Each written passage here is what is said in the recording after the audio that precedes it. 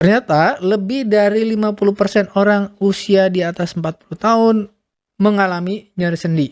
Mulai dari pergelangan mungkin ada yang di lutut, mungkin ada yang di pangkal paha, mungkin ada yang di pinggang, mungkin ada yang di punggung, mungkin ada yang di lengan, ada yang di bahu, di siku, dan seterusnya.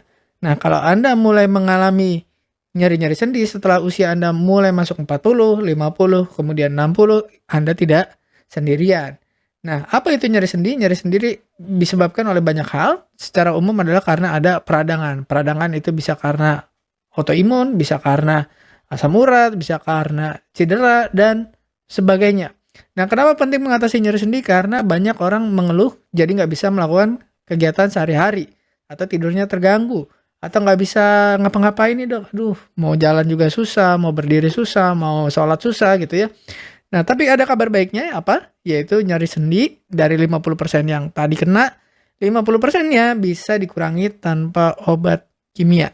Nah, kalau Anda pengen tahu, selamat datang di video ini. Assalamualaikum warahmatullahi wabarakatuh. Saya Dr. Uli.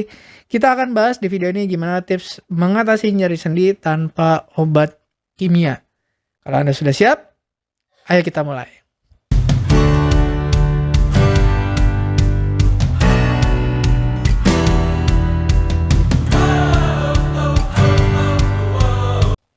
Nah, yang pertama yang harus dilakukan adalah mengubah pola makan untuk bisa mengurangi peradangan di sendi-sendi yang mengalami peradangan tadi. Yang pertama adalah mengkonsumsi makanan yang antiinflamasi atau yang mengurangi peradangan. Contohnya ikan yang berlemak. Kenapa? Karena mengandung banyak asam lemak yang baik, kayak omega 3. Kemudian bisa juga makanan yang mengurangi peradangan lainnya seperti empon-empon ya, jahe, kemudian kunyit, kemudian bawang putih, atau bisa juga kalau buah-buahan itu alpukat. Bisa juga meningkatkan tadi, karena penyebabnya di sendi, ya sendi ada peradangan, nah radang itu biasanya menyebabkan tulang rawan kita atau kolagen yang ada di persendian itu akan makin lama makin berkurang. Nah caranya gimana supaya bertambah lagi? Ditambahkan dengan makanan yang bisa membantu meningkatkan kolagen. Contoh misalkan kaldu tulang, kemudian ikan, kemudian telur ya, protein-protein yang bisa meningkatkan kolagen. Dan tadi kita sudah sempat bahas sebelumnya tentang omega 3 itu selain di ikan itu ada juga di alpukat, kacang-kacangan, dan minyak zaitun. Jadi dengan memperbanyak kita makan omega 3, peradangan akan makin berkurang. Tapi omega 3 punya efek lain yaitu meningkatkan pembuluh darah supaya jadi lebih lancar, lebih licin gitu. Jadi aliran darah ke sendi itu akan lebih bagus. Selain itu juga dia membantu regenerasi sel. Nah, yang harus dihindari adalah makanan yang menyebabkan peradangan. Kalau tadi yang harus dimakan apa? Yang menurunkan peradangan. Yang harus dihindari apa? Yang menyebabkan peradangan. Contoh misalkan gula yang tinggi. Misalkan nggak harus gula itu gula gitu ya, tapi semua makanan yang mengandung karbohidrat yang tinggi. Misalkan nasi putih, ya, terus kemudian roti putih. Nah, kalau roti gandum aja masih lebih lumayan daripada yang roti putih. Kemudian apalagi yang menyebabkan peradangan? Makanan olahan, makanan yang diawetkan, makanan instan, dan sahabat orang Indonesia kebanyakan yaitu gorengan. Apakah gorengan perlu dihindari? Kalau nyeri sendi Anda sangat berat, itu akan menambah peradangan sehingga nyeri sendi Anda akan tambah berat atau susah dikendalikan atau susah berkurang gitu. Nyeri sendinya ada terus ya. Berikutnya, kalau misalkan nyerinya sangat hebat, ya nyerinya sangat hebat itu biasanya memang sebaiknya dilakukan penurunan peradangan dengan apa tadi? Dengan obat-obatan atau dengan anti nyeri gitu. Terus untuk mencegah jangan berulang dengan makanan-makanan yang mengurangi peradangan dan menghindari makanan yang menyebabkan peradangan. Nah, berikutnya apa? Kita harus melatih sendi kita dengan aktivitas fisik supaya apa? Supaya sendinya jadi sehat, sering digerakin gitu ya. Dengan apa? Salah satunya dengan olahraga ringan, misalkan jalan kaki, yoga, tai chi, berenang, itu semua olahraga yang menggerakkan persendian-persendian kita dari ujung atas sampai ujung bawah. Kalau bisa semua bergerak ya. Sebenarnya tidak perlu olahraga yang berat gitu, harus jogging yang cepat enggak, jalan tapi agak cepat sedikit gitu itu udah cukup. Nah, berikutnya olahraga untuk sendi yang paling bagus sebenarnya adalah latihan fleksibilitas, yaitu menjaga supaya celah sendi itu selalu dilatih ya, digerakkan, kemudian ditarik, digerakkan, ditarik. Supaya apa? Supaya satu produksi cairan sendinya tetap bagus, yang kedua supaya gerakan tadi menyebabkan otot-otot makin kuat. Jadi otot-otot yang menahan sendinya akan semakin kuat dan menahan supaya sendinya tidak jadi bersatu gitu ya, tidak gesek-gesek nanti peradangan. Jadi supaya tidak nyatu begini harus dilatih otot-ototnya supaya ketarik ke atas gitu ya. Nah, dengan latihan fleksibilitas, cairan sendinya bagus, jaringan di sekitarnya jadi bagus ya, maksudnya ada di situ ada jaringan ikat, ada yang membuat sendi itu nggak lepas, itu dilatih. Ya, kemudian ototnya itu yang menarik celah sendinya supaya nggak menyatu, itu juga harus dilatih. Supaya apa? Supaya tidak terjadi peradangan. Nah, dengan apa? Ototnya dilatih dengan latihan kekuatan. Jadi contoh misalkan angkat beban ringan, misalkan push up yang ringan, sit up ya, angkat barbel dan yang sekitar otot sendi yang mulai bermasalah gitu ya. Nah, tapi hindari olahraga yang high impact. Ya, contoh misalkan lari yang sprint itu atau lari cepat gitu ya. Itu high impact karena benturan tulang dengan bumi itu sangat keras gitu ya, atau Anda lompat-lompat. Nah, kalau usianya masih bagus di bawah 40 itu biasanya tidak terlalu berat efeknya. Tapi begitu kita sudah ada masalah di persendian, celah sendinya nyempit, cairan sendinya kurang, nah itu akan menyebabkan benturan yang keras itu menyebabkan peradangan. Gitu. Bayangin misalkan tadinya bantalannya bagus, ada cairannya cukup, kita lompat, tidak ada apa-apa. Tapi begitu cairan sendinya kurang, bantalannya sudah mulai haus gitu ya, begitu terjadi benturan keras, nah ini terjadi benturan dan gesek-gesek peradangan gitu. Itu yang dikhawatirkan. Berikutnya berat badan ideal. Nah, berat badan yang tinggi, jadi setiap kelebihan berat badan 1 kilogram itu menambah beban pada sendi kita sekitar 4 kilogram. Jadi kalau berat badannya dikurangin, ini akan ada jaraknya.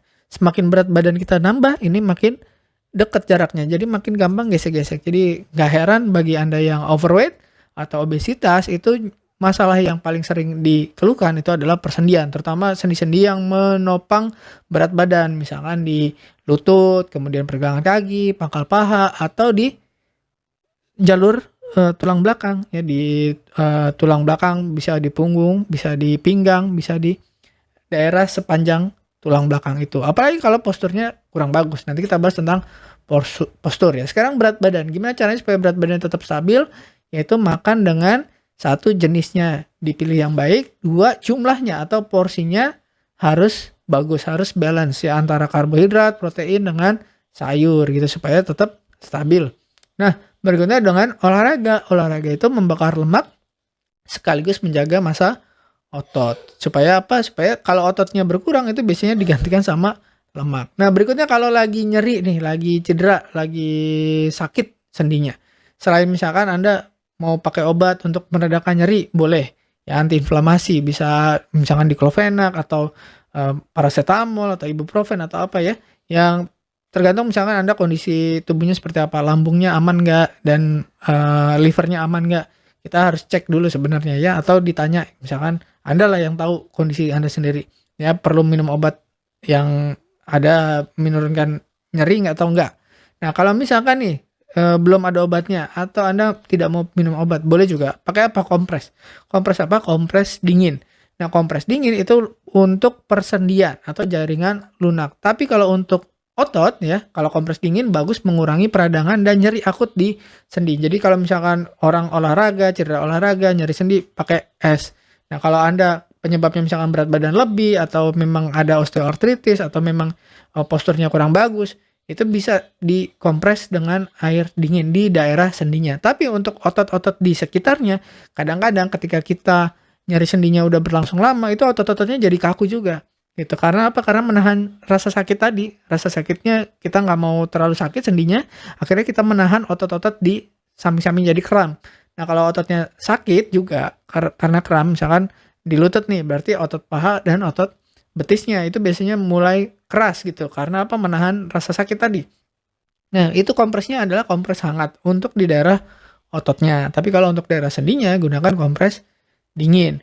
Nah, berikutnya bisa juga sambil dilakukan pemijatan. Ya, karena membantu meredakan ketegangan. Tapi bukan di daerah sendinya pijatnya, tapi di sekitarnya. Yaitu daerah-daerah jaringan ikat, daerah-daerah otot yang kayaknya ini keras nih, tegang nih ya.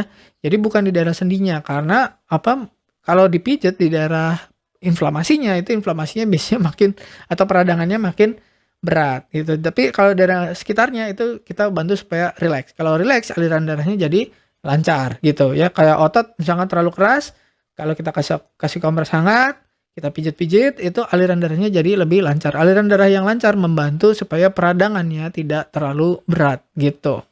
Nah berikutnya biasanya kalau kita pijit-pijit atau kita ini boleh nggak dikasih misalkan minyak peppermint atau minyak lavender, itu bisa, boleh ya, karena membantu meredakan nyeri baik di daerah sendinya atau daerah sekitarnya, di daerah ototnya. Nah tapi kalau nyeri banget nih, nggak bisa dikompres nggak hilang, dipakai ini nggak hilang, akhirnya apa? Nggak apa-apa kok minum obat yang untuk meredakan nyeri sementara gitu, sambil kita cari penyebabnya. Misalkan kalau penyebabnya gula darah, ya gula darahnya diatasi. Berat badan berlebih, ya berat badan berlebihnya dikurangi. Penyebabnya karena autoimun, ya autoimunnya harus dikonsultasi ke dokter. Nah bisa juga misalkan untuk mencegah jangan sampai berulang-ulang gitu, pakai apa? Suplemen. Contohnya glukosamin dan chondroitin karena membantu regenerasi tulang rawan. Kemudian minyak ikan seperti omega 3 mengurangi peradangan sendi. Kunyit dan jahe itu juga bagus, tadi kita udah bahas mengurangi peradangan. Jadi sekarang ada bentuk yang tadi Anda buat sendiri, ada yang bentuk suplemen, Anda tinggal minum aja. Ya ini udah banyak nih, omega 3, kunyit, kemudian vitamin D dan kalsium menjaga kepadatan tulang dan kesehatan sendi. Tapi hati-hati kalau Anda minum vitamin D dan kalsium dalam jumlah besar dan dalam jangka waktu yang panjang, itu malah meningkatkan risiko penyumbatan jantung. Jadi saran saya kalau mau Anda minum vitamin D dosis besar, sebaiknya cek dulu kadar vitamin D Anda. Terus konsultasi ke dokter, saya perlu vitamin D atau enggak ya. Kalau nggak perlu, malah jadi tadi penyumbatan dan lain-lain. Terakhir adalah postur dan gaya hidup sehat. Perhatikan postur tubuh, duduk usahakan tegak, ya hindari membungkuk terlalu lama. Dan kalau misalkan Anda duduk udah misalkan 50 menit, 60 menit, itu sebaiknya memang jangan diteruskan. Harus berdiri, harus meregangkan, stretching ya.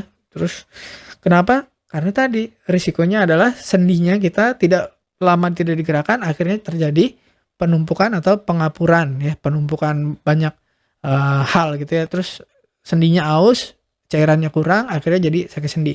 Gunakan kursi yang enak buat duduk ya, namanya kursi ergonomis. Ya, ada bantalan di pinggangnya, terus posturnya tegak gitu ya, ada bantalan lehernya juga, bantalan kepalanya, terutama untuk yang Anda kerjanya memang sering duduk gitu ya. Berikutnya tidur dengan posisi yang baik, gunakan bantal yang menopang leher dan punggung dengan nyaman. Itu jadi nggak cuma menahan kepala aja. Itu biasanya kalau nahan kepala aja, lehernya menggantung, nah itu biasanya menyebabkan nyeri sendi terutama di daerah punggung atas. Nah kira-kira demikian, semoga bermanfaat. Terima kasih sudah menyimak, semoga Anda bisa mengurangi nyeri sendi. Dan terima kasih sudah menyimak, saya Dr. Uli. Wassalamualaikum warahmatullahi wabarakatuh. Terima kasih telah menonton hingga selesai. Jangan lupa tulis pendapat Anda di kolom komentar. Saya Dr. Uli dan saya sangat senang bisa belajar dan berbagi dengan Anda. Salam hidup sehat dan mulia.